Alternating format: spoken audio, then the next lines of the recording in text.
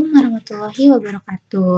Perkenalkan, nama saya Naila Mutia Kairani. Dalam video ini, saya akan membuka pembahasan mengenai ekonomi modern di tengah gaya hidup generasi Z. Gen Z yang kita kenal sebagai generasi yang telah akrab dengan teknologi sejak kecil memiliki peran besar dalam mendorong perubahan ekonomi. Kebiasaan mereka dalam menggunakan media sosial, transaksi digital, dan layanan online membuat aktivitas ekonomi itu bergerak lebih cepat dan lebih modern dibandingkan generasi sebelumnya.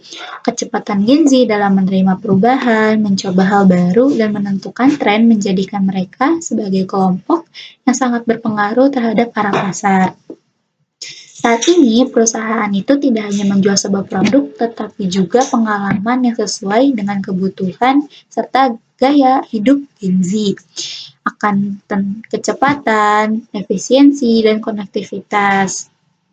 Generasi ini tuh bukan hanya sebagai konsumen, tetapi juga sebagai pelaku ekonomi melalui peran mereka sebagai wirausaha digital, konten kreator, hingga inovator di bidang teknologi. Dengan demikian, Gen Z berperan penting dalam membentuk dinamika ekonomi modern, baik dalam pola konsumsi, inovasi bisnis, maupun penciptaan peluang ekonomi baru di era digital. Mereka bukan hanya konsumen, tetapi juga penggerak ekonomi modern. Halo semuanya, perkenalkan nama aku Felicia Mikirawadi. Kamu tahu gak sih, Gen Z dikenal sebagai generasi yang hidup di era digital. Jadi, cara mereka berbelanja juga sangat berbeda dengan zaman sebelumnya, yang dimana zaman sebelumnya itu lebih suka belanja langsung datang ke toko. Namun, zaman sekarang Gen Z lebih suka belanja di marketplace atau di media sosial. Gen Z juga lebih suka barang yang cepat, praktis, dan mencerminkan gaya hidup mereka, seperti barang yang estetik, ramah lingkungan, atau yang sedang viral di internet.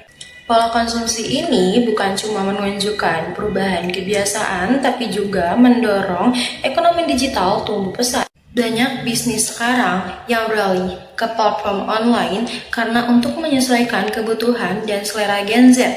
Jadi bisa kita lihat bahwa pola konsumsi generasi Z ini telah berubah secara besar-besaran, lebih cepat, lebih digital, lebih praktis, namun juga lebih berpengaruh terhadap arah perkembangan ekonomi modern. Perkenalkan, nama saya Metadela Harmenia dengan NIM 14076250040. Di sini saya akan menjelaskan terkait hubungan antara gaya hidup dengan aktivitas ekonomi. Emang ada, emang bisa, dan emang beneran. Benar, ada dan bisa. Kenapa demikian?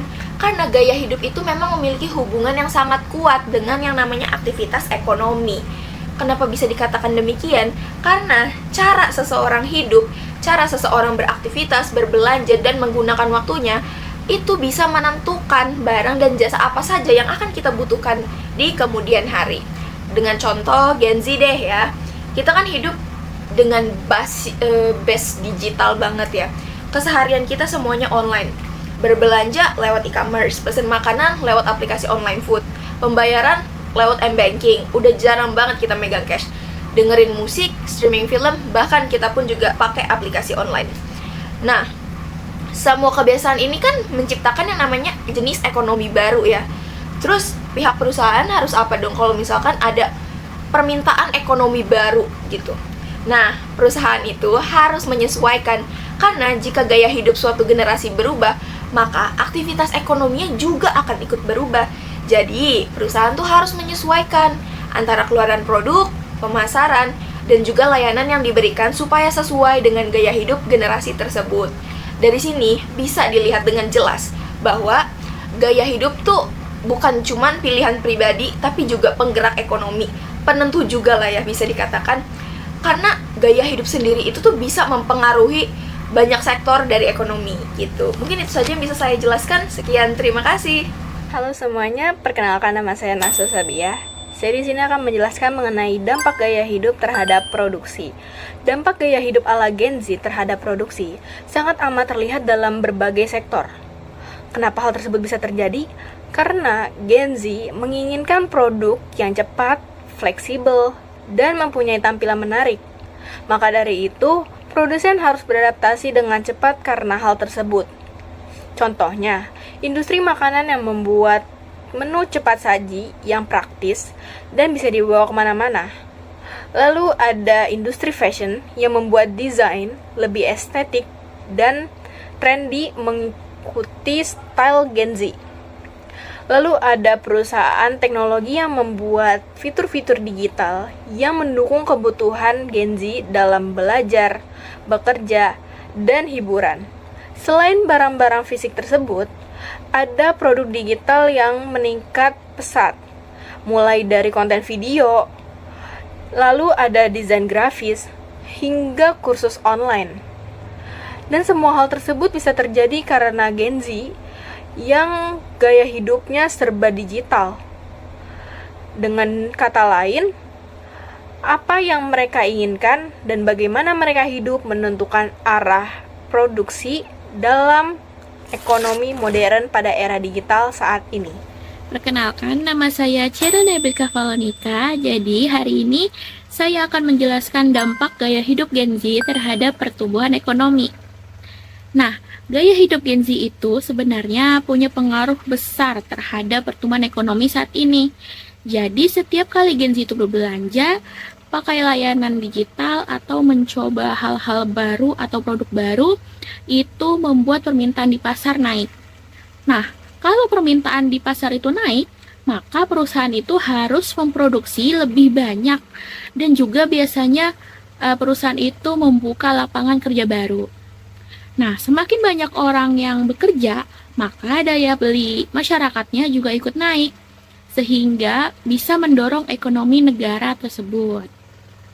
Nah, selain itu, Gen Z juga suka hal-hal baru nih, dan juga teknologi yang membuat ekonomi digital itu tumbuh semakin cepat.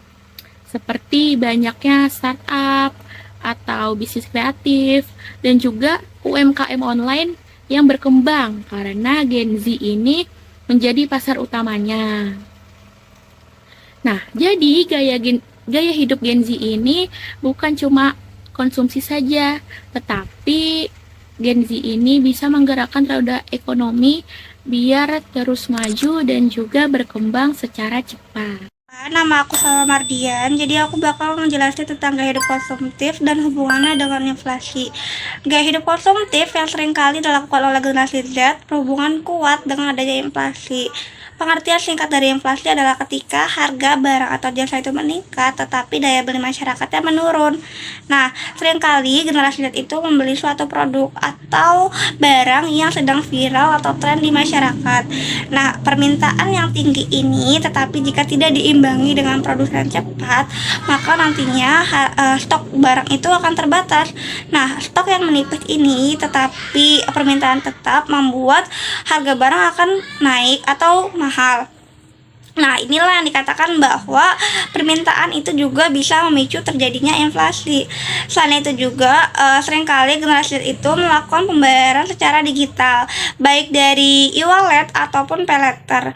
Hal ini membuat terjadinya pembelanjaan itu yang terjadi secara impulsif karena mereka merasa bahwa pembayaran itu bisa dilakukan secara instan dan juga tidak kelihatan bentuk fisiknya, sehingga mereka tidak merasa bahwa uang yang dikeluarkan itu berkurang. Lalu karena adanya pembayaran digital ini juga seperti pay later membuat generasi Z tuh merasa bahwa uang yang mereka punya itu ada lebih, tetapi uang yang dikeluarkan ternyata adalah hutang. Lalu hal ini membuat terjadinya penekanan terhadap harga di pasar. Perkenalkan, nama saya Amelia Julianti.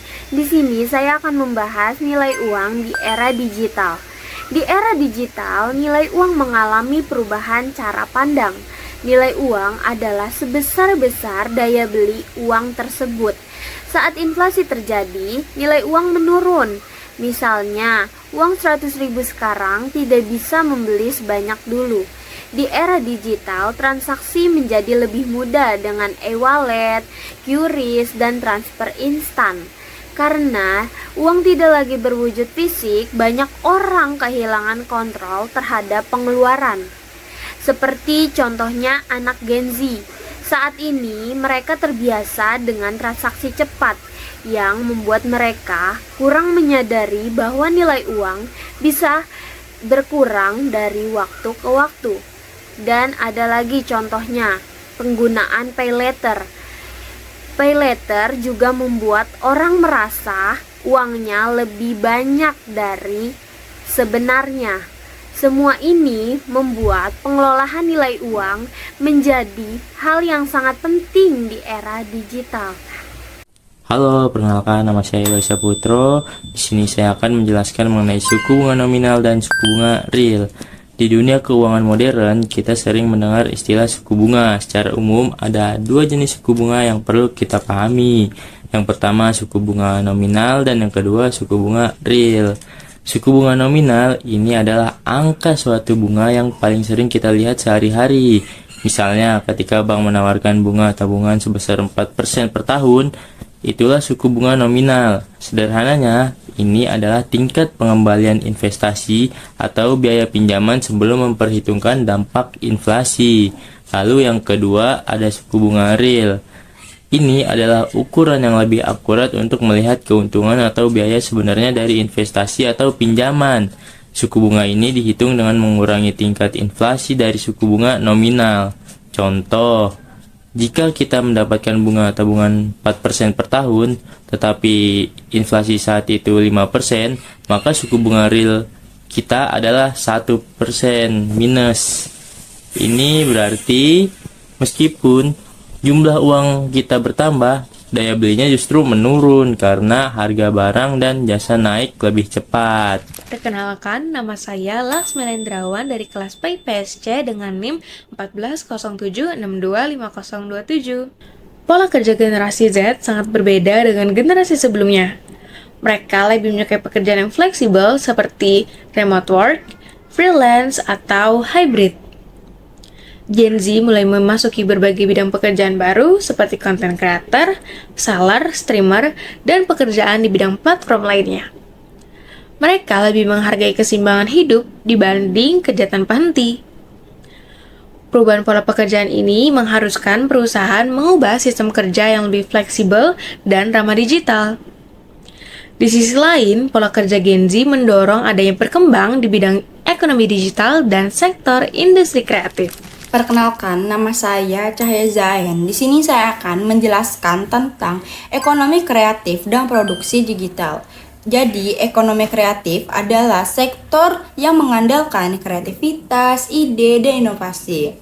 Gen Z menjadi motor penggerak utama karena dianggap sangat aktif di media sosial dan juga sangat kreatif. Bukan hanya itu, anak muda sekarang juga banyak yang membuat konten video seperti video desain, musik, terus animasi, hingga podcast. Semua bentuk produksi digital ini menjadi bagian penting dari ekonomi modern. Ekonomi kreatif juga nggak hanya menciptakan hiburan, akan tetapi juga menciptakan lapangan kerja baru. Contohnya seperti banyak brand yang bekerja sama dengan kreator digital karena pengaruh Gen Z di media sosial sangat besar. Inilah alasan sektor kreativitas berkembang pesat dalam beberapa tahun terakhir. Terima kasih. Nah, inflasi tidak hanya dipengaruhi gaya hidup, tetapi juga berbagai variabel ekonomi. Yang pertama itu ada suku bunga. Jadi, jika suku bunga turun, masyarakat cenderung lebih banyak meminjam uang dan berbelanja, sehingga harga naik. Yang kedua, jumlah uang beredar. Makin banyak uang beredar, makin besar kemungkinan harga naik. Yang ketiga itu ada permintaan dan penawaran. Jika suatu barang langka, sementara banyak yang ingin membeli, harganya otomatis naik. Selain itu, nilai tukar atau kurs juga berpengaruh. Jika rupiah melemah, harga barang impor akan meningkat. Semua variabel ini saling berhubungan dan membentuk kondisi inflasi di suatu negara. Perkenalkan, saya Areta Hanifah Pamungkas. Di sini saya akan menjelaskan tentang kebijakan ekonomi untuk generasi Z atau Gen Z. Contohnya itu seperti pemerintah harus mendukung ekonomi digital. Caranya itu pemerintah bisa menyediakan pelatihan teknologi yang mudah diakses, seperti belajar cara membuat aplikasi, terus desain grafis, atau juga pemasaran lewat internet atau digital marketing. Nah, lalu juga pemerintah perlu mengatur dengan baik layanan keuangan digital, seperti pay later atau layanan bayar nanti. Terus selanjutnya ada pendidikan. Ini nggak kalah penting banget, pendidikan tentunya harus mengikuti perkembangan zaman Gen Z. Contohnya itu Gen Z harus dibekali dengan pengetahuan pemrograman digital atau coding, terus digital marketing, dan yang gak kalah penting itu adalah literasi keuangan. Yang dimana dia tuh pemahaman bagaimana mengelola uang dengan baik.